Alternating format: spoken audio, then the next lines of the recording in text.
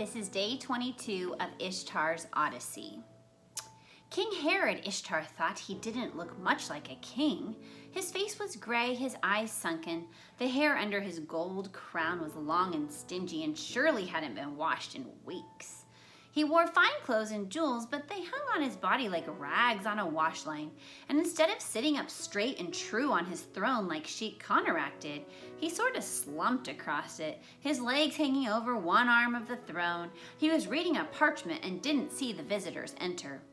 A servant went to Herod and whispered in his ear. The king looked up and said in a loud and rude voice, "I don't want to see anyone. Send them away." Herod spoke in Hebrew, and Ishtar wondered if he thought none of them would understand. The servant whispered again, and then Herod said, "I invited them?" Once more the servant whispered, then Herod sat straight up, threw the parchment at the servant, and said, "Ah, my good friends, come forward and present yourselves."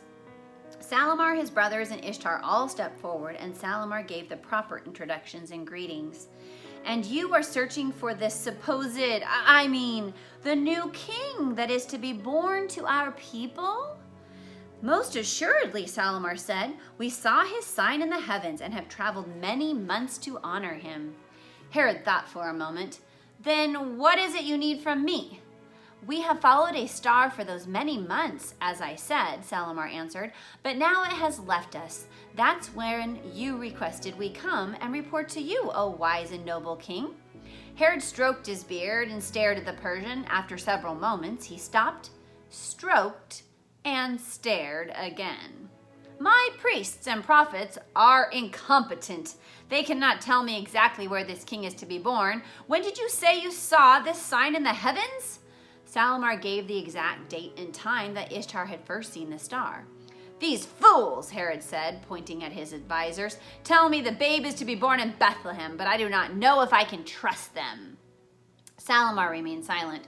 "Perhaps the star will yet guide you," Herod said so softly that Ishtar could barely make out the words. His voice sounded like a sick pig now, and he sank back into the throne. "And perhaps," Herod added, "you will search Bethlehem and inform me when you find the child. I am most anxious to worship this new king with you." Salamar bowed low. "It will be my honor to bring you any information I discover." Herod stared again, then jumped out of his throne and screamed at the servant, "What do you mean putting goats in my bed?" Your Majesty," the servant stammered. "I have put no—" "Of course you haven't," Herod screamed, then deathly quiet. Again he added, "Don't be a fool. Make sure my breakfast is in my crown by midday tomorrow." Then without a word to his visitors, Herod walked out of the throne room as if he were in a royal procession. Back out in the streets a few minutes later, with the three towers of Herod's palace receding in the background, Ishtar broke the silence by saying, "Well, that was ridiculous." "Yes," Salamar answered, "it certainly was." A moment later, Ishtar noticed several squads of Herod's palace guards riding out of the horse stables, each squad headed in a different direction. After dinner, with about an hour remaining before sunset, Kazim was giving Ishtar his archery lesson when they both heard loud talking coming from Salamar's tent. Ishtar ran over to investigate. Sunlight shining through the thin cloth of Salamar's tent made the inside glow from all directions, and it took Ishtar's eyes a moment to adjust. When they did, he saw the shape of a man and a boy talking to his father. "Ishtar," the boy's shape called out, "it is I, Bartholomew." Now Ishtar could see that it was indeed his fish-selling friend, and there was a great reunion. Ishtar introduced Bartholomew to Kazim, after which Bartholomew said to Salamar, "I have seen the strange star you searched for. Did you find it yourself?" Salamar nodded. "Yes, Jotham showed it to us 2 nights ago, and it led us in the direction of Jerusalem." "We met your King Herod," Ishtar said excitedly. "He was most anxious to worship your Messiah when he is born. Father promised to tell him when we find the child." Nathan, who had been standing back, finally spoke up. "I came to rescue 2 boys lost in the desert, but I seem to be the only one who doesn't know what's going on." Salamar laughed and sat his friend down to catch him up on the news. Bartholomew told Ishtar and Salamar an amazing story of being attacked by Romans the same day he traded with Salamar for some Persian tea. His family had been taken captive and was still missing. Ishtar couldn't believe that another of his new friends had lived through such adventures. "We saw those Romans," Ishtar gasped.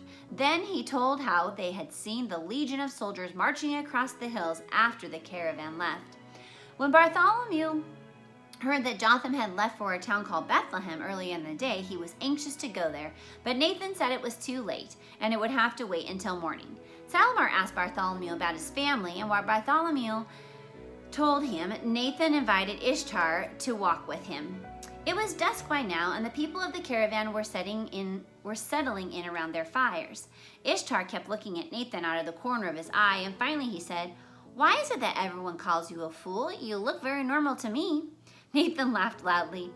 "Do not let appearances trick you, my young friend. I am indeed foolish." Ishtar had no idea what the man was saying, so Nathan added, "At times I dress and play the part of a fool. I find it better to fight with trickery than with the sword." They turned and walked down the hill toward the stream Kidron, Kazim following a short distance behind. "So, Ishtar, have you yet found your role in this drama?" Nathan asked. "What do you mean, my role?" "It seems that Jehovah is bringing many things together for a most holy event.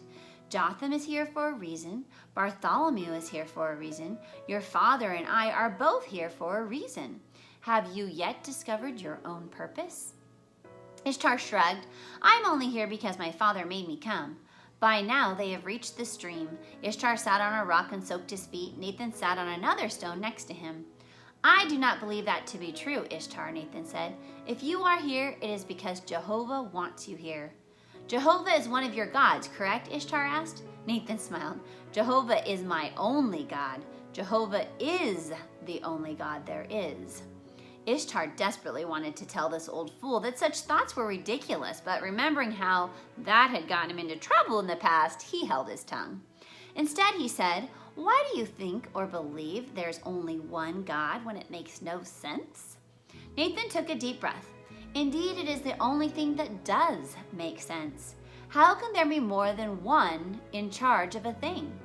It is not a fine meal prepared by many, but all led by one cook. Does not a group of musicians have but one player providing the beat of the music? Is not this mighty caravan of yours led by one caravanserar? There is only one God because there can only be one God. But why do you think your God is the only real God?" Nathan was quiet for a moment and then said, "Because he has told me so. He has told me through my ancestor Noah. He has told me through my ancestor Abraham. He has told me through my ancestors Moses and Elijah and David, through the prophets and the judges, the stories of whom are all written in our Torah." Nathan stood and waded into the stream to wash his feet. "But if that were all the evidence I had, my faith would be dead. You see," he said as he turned and looked to Ishtar, "he has also spoken to my heart and is always near. And sometime soon he will speak to me through the Messiah." "I know many languages," Ishtar said, and Simeon tried to explain, "But I still do not understand this word Messiah." "Ah, it is a most wonderful word," Nathan answered. "It means one who will save." Now Ishtar stood and waded across the stream, enjoying the feel of the smooth rocks on the soles of his feet, but feeling frustrated inside. "Save us from what? Our Jewish caravanserar said this Messiah will save us from the Romans, but I'm already saved from them." Nathan thought for a moment. "No, not the Romans. Save us from ourselves, really. Save us from our selfish desires, from our need to feel important and to be the center of attention when it is God himself on whom we should be centered." "Like the water of this stream washing our feet," Nathan said, "the love of the Messiah will wash our souls of selfishness if we allow him to." Ishtar scrunched up his face. "That's what Simeon said, but how can one man's love wash the souls of everyone else?" Nathan smiled, "Because the Messiah is not just a man. He is God himself."